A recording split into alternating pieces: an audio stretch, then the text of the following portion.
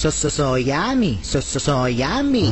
Ako ay tumakbo pumunta ng baryo dahil di ko na mapigilan ang gutom ko.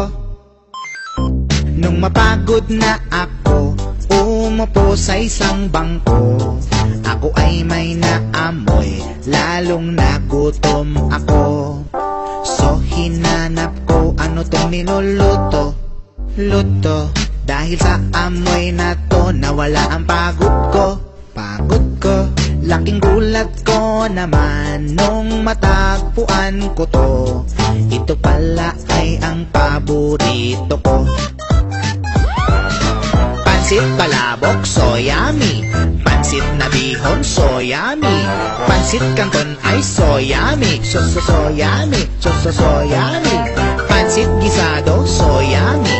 Pansit malabon, so yummy. Pansit kabagan, so yummy. So yummy.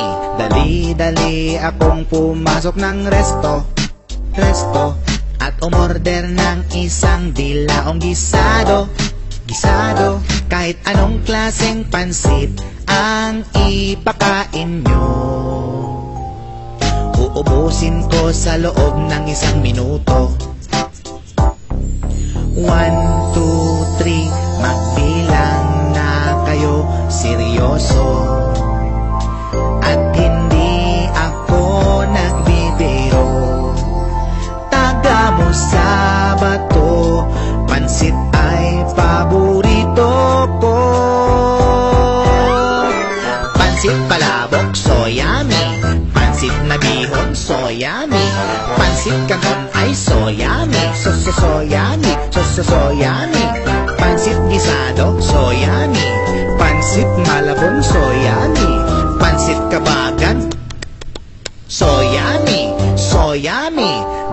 Dali akong pumasok ng resto at umorder ng isang dilaong gisado. Kahit anong klaseng pansit ang ipakain nyo,